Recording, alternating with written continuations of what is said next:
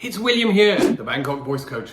And today I'm looking at one of those beautiful songs which we feel like has just always been around. But in fact, it hasn't always been around. It originated as an instrumental in a film called The Mission, starring Jeremy Irons as a missionary somewhere in the Amazon rainforest in 1986. It was such a success, Gabriel's Oboe, that it won Ennio Morricone yet another Oscar. And what's unusual about it?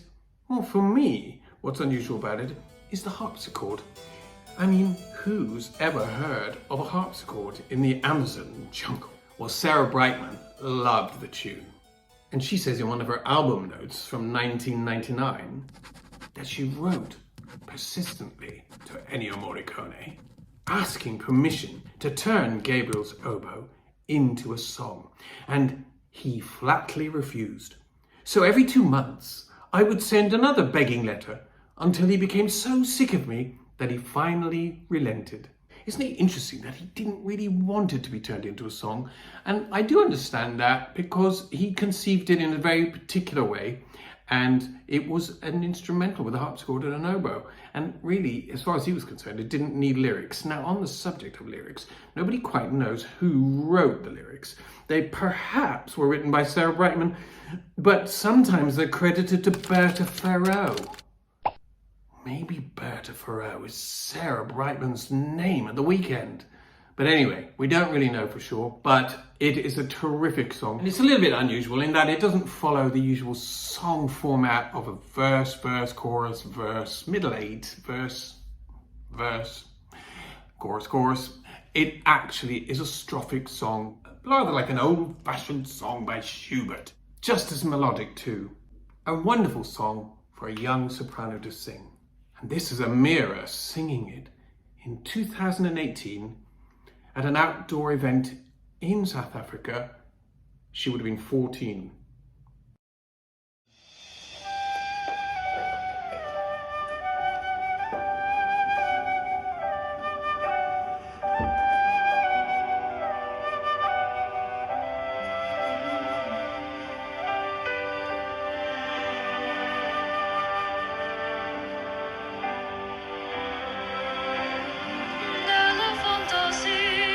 She always says it in Willighagen.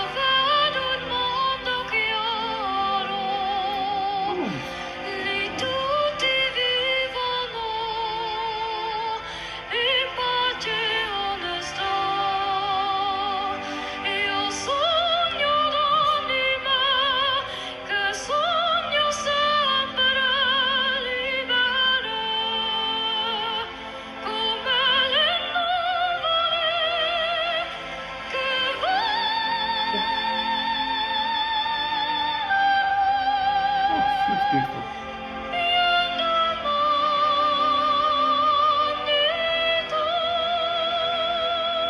Oh, lovely vowel.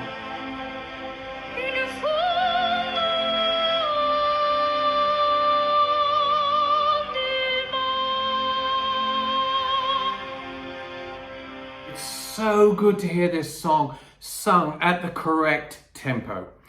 How often it is sung too slowly, and then what happens is the singer runs out of breath and makes that rather tragic mistake of breathing in the middle of a word, which sort of implies that they really don't know that it's a word.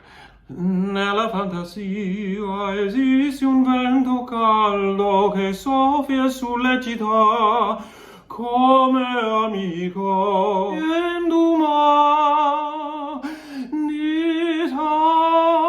How often do you hear somebody singing ma ni ta? Now that's breathing in the middle of a word. It probably means you're singing it too slowly. In fondo l'anima. So it's one phrase, and it's really important to sing the song at the right tempo. I think the conductor has nailed this tempo spot on.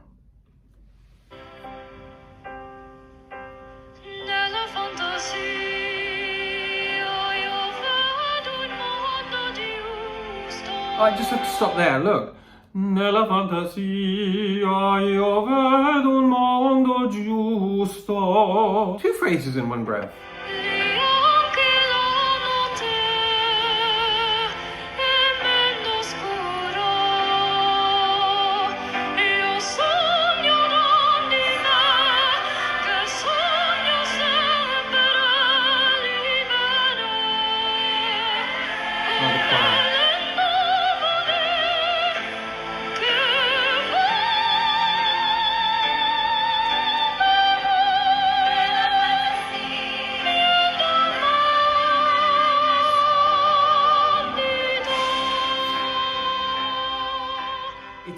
perfect for her voice. It's a semitone or a tone higher than normally sung, and just gives it that brightness. Almost a little bit naive sounding in a good way. Good naive.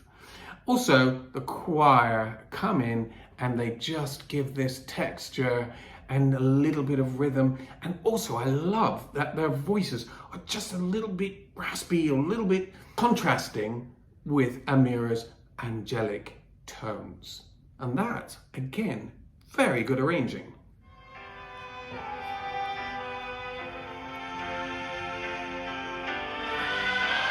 And great walking forward just at that moment, and the singers surrounding her with this beautiful wall of open sound. And it's great that there's no key change.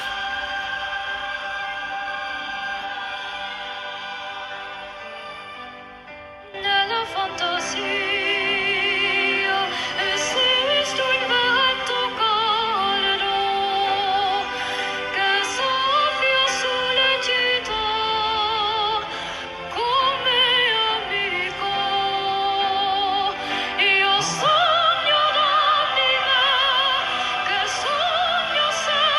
Oh, I'm just going to stop.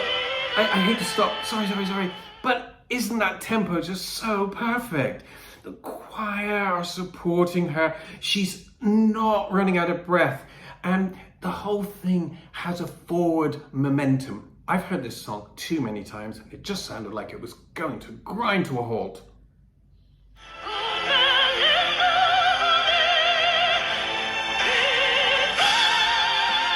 And she's moving forward again.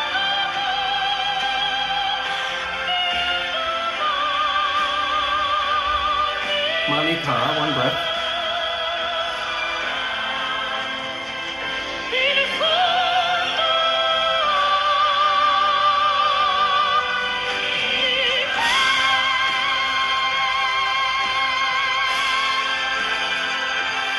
Beautiful top C.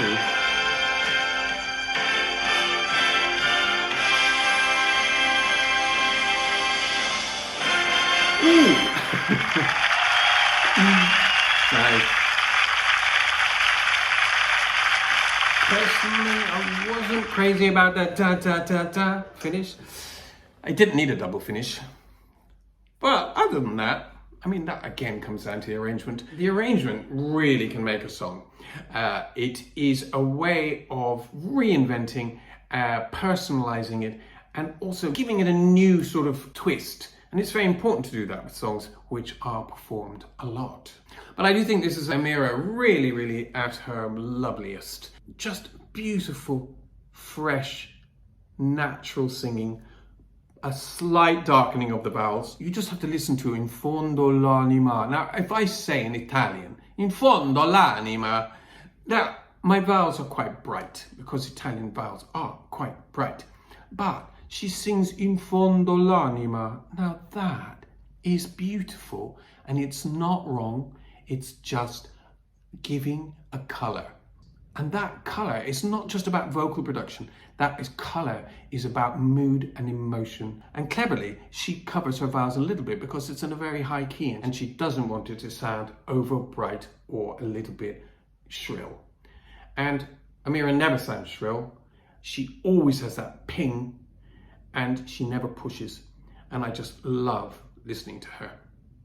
And that was terrific performance all around from everybody, including that gorgeous, beautiful choir. Thanks for watching. It's William here in Bangkok saying goodbye for now. Bye.